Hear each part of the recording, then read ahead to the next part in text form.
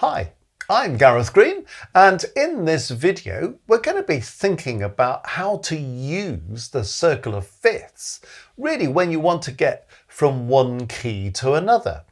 Now, if you're not sure about the circle of fifths, well, it's obviously worth just getting familiar with that before we go into this. But basically there are three circles. The middle circle is giving you all the major keys. The inner circle is giving you all their relative minor keys.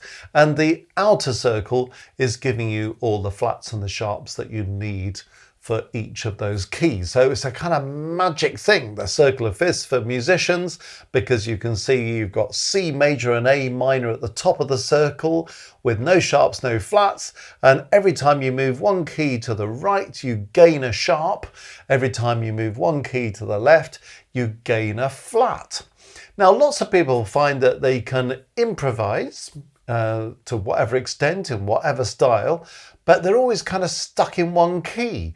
Or they find they can write a piece of music, but again, they're always stuck in one key. Never quite sure, well, which key should I go to next? How do I get there? All this kind of thing.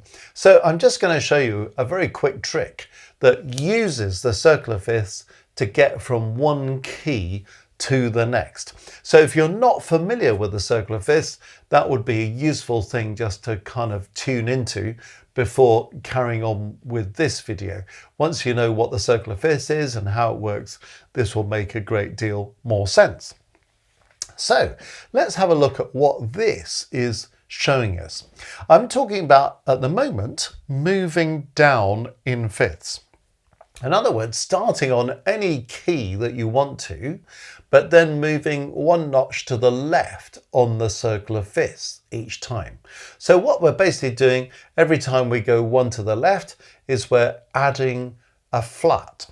So the first chord here is effectively starting in C major. All right. So if we're in C major, there's the tonic chord of C major. Now, if I want to move one key to the left of C major on the circle of fifths, I'm going to F major. F major is the key that's got one flat, and that flat is B flat. So all I've got to do is to take my chord of C major and, using the same chord again, include a B flat in it. So what was the tonic chord of C major, chord 1 in C major, becomes the dominant seventh in F major, and then we can follow it with chord 1 in F major. So I've moved to F major. In other words, I'm using a C chord followed by a C7 chord followed by an F chord. So the first chord is C major. I can be quite happily improvising along in C major. And I can carry on as long as I want to in C major. But I'll come back to my C major. If I want to go to F major, all I've got to do, take that C major chord, add the B flat to it. That's the accidental needed for one key to the left on the circle of fifths, F major. Once I put that B flat in, I can then go to an F major chord. So I'm improvising along in C major. I introduce the B flat and now I'm in F major. So you see how I get to that new key. And then, of course, I can carry on doing the same trick. So if I'm now using chord 1, the tonic chord in F major, all I've got to do to that is add E flat, because B flat's the first flat going left of C major. So that's taking us to F major.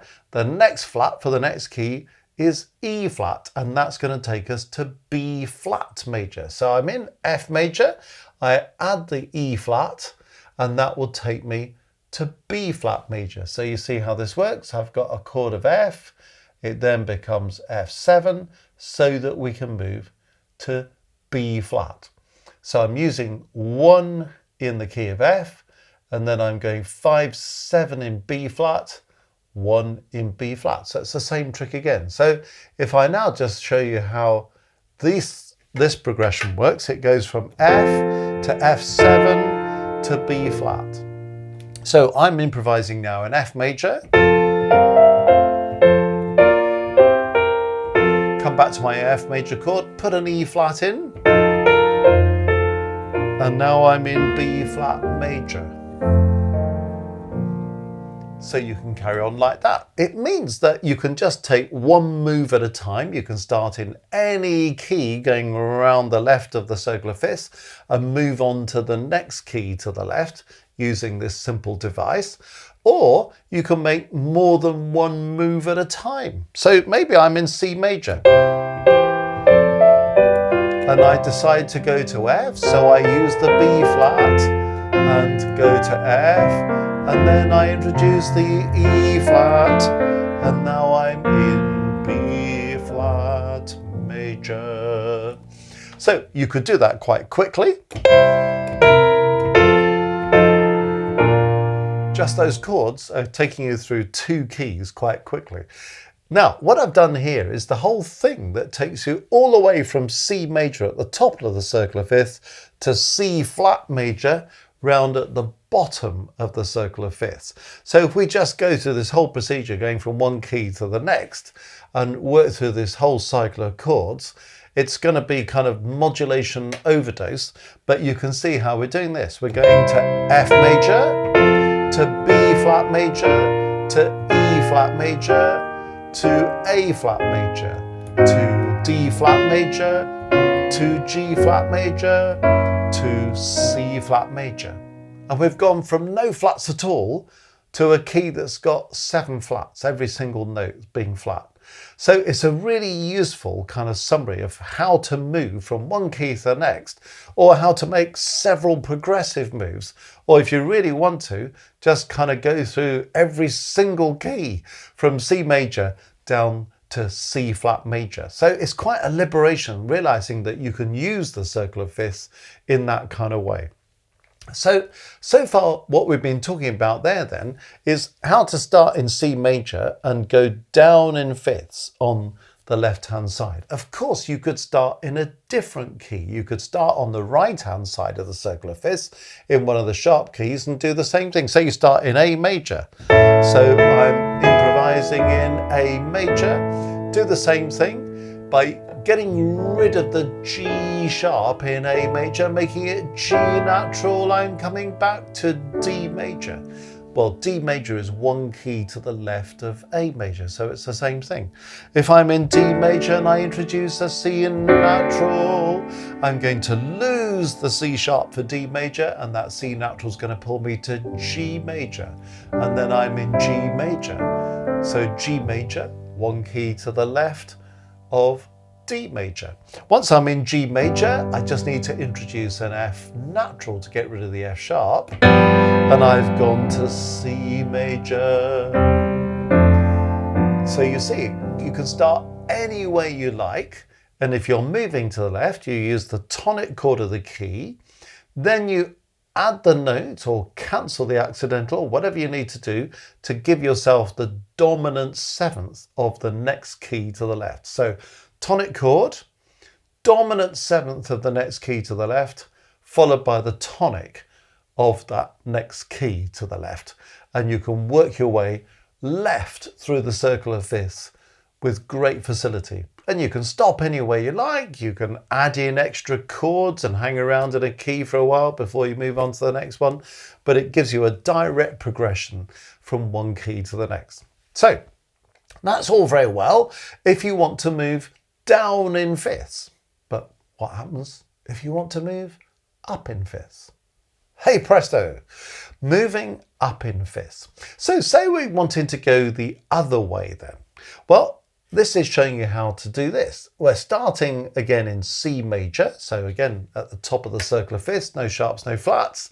If I move one key to the right, that's G major. So in order to get from C major to G major, I need to use an F sharp.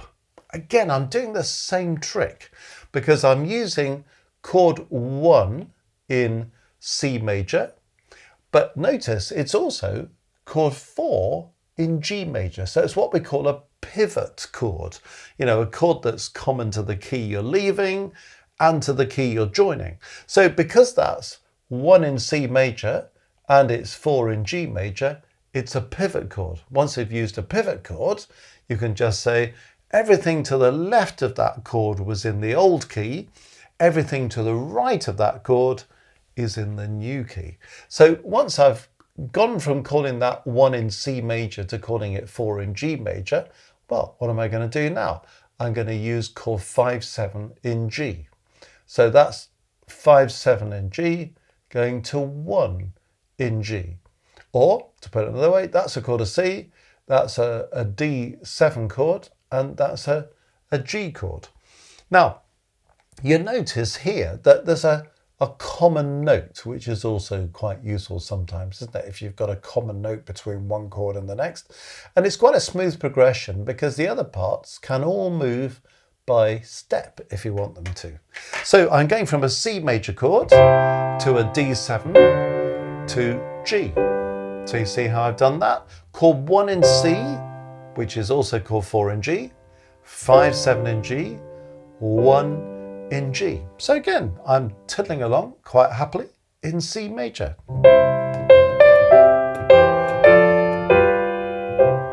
And then I introduce my 5-7 in G. And now I'm happily in G major.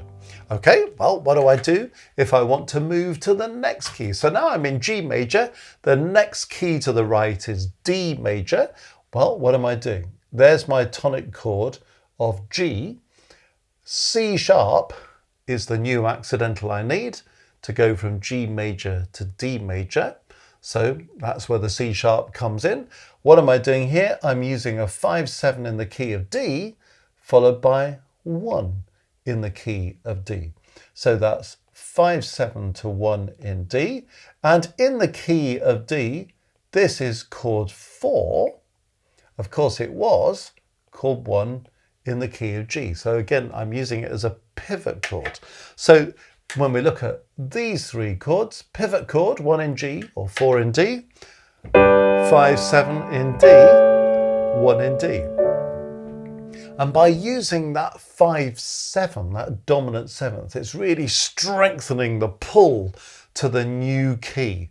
That's where it's really good, because you always end up with this sort of tritone that then has to be resolved. We had a tritone that resolved the other way. But the leading note of the new key goes up and the seventh falls. So that always keeps your voice leading good. So I've gone from C major at the beginning of this, then to 5-7 to 1 in G. Then I've said, okay, that 1 in G is 4 in D. So I've gone 4, 5, 1 into D. And then I'm saying that 1 in D is 4 in A. So then I go 5-7 to 1 in A. And again, just as before, you can make one move and then carry on that new key, or you can make as many moves as you want to. By the time we go to this whole sequence, again, we'll have moved from C major at the top of the circle of fifths, no sharps, no flats, to C sharp major at the bottom of the circle of fifths, where everything's sharp. You've got 7 sharps by the time you get to the end. So this whole progression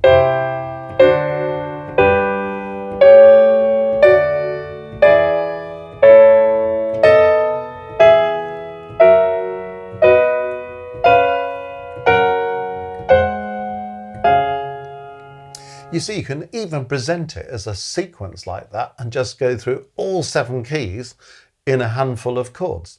It sounds a bit sort of strange just coming in playing chords like this. But if you kind of decorate it a bit, it's amazing how you can kind of make it kind of feel a bit more musical.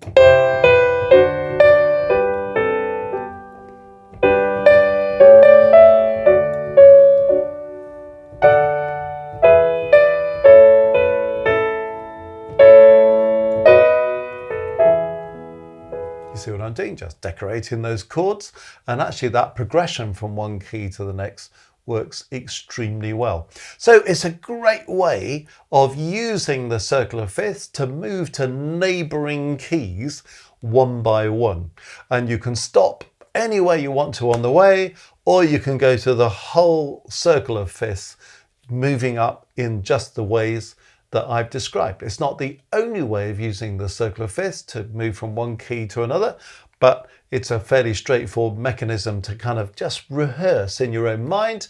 And particularly if you're a keyboard player or play a chord instrument like the guitar, just get used to kind of dealing with those progressions, so then you can make a move. And if you're improvising or composing and you're thinking, oh, I just need to change key, well, do you want to change key to the key that's one to the right on the circle of fifths, or the key that's one to the left on the circle of fifths? You've now got a kind of mechanism for doing both of those things that should be pretty useful. Well, if you've enjoyed this video, do go to our website, www.mmcourses.co.uk. And if you go to the homepage, you can click on courses and discover the vast array of courses we have on offer. They're all kind of designed to empower the all-round musician.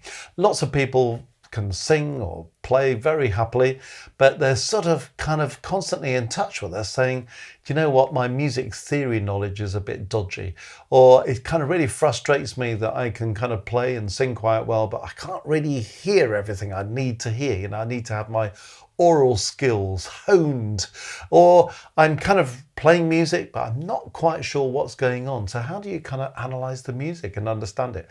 We've got courses on all that stuff and much more.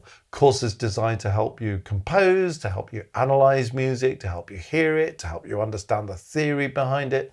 Heaps of stuff there. So do have a look at our courses. And while you're on the homepage, just click on Maestros and you'll discover how you could become a member of our international Music Matters Maestros community. It's a fantastic place to be, where you can meet with other people once you get to the level 2 or level 3 groups. They're not ability levels, they're access levels, but each level comes with all sorts of exciting perks. And the level 2 and level 3 also come with their own live streams, so you can meet once or twice during the month with us to get some real kind of teaching input and some individual feedback on stuff. Anyway, it's all there. Have a look and see what's for you. www.mmcourses.co.uk.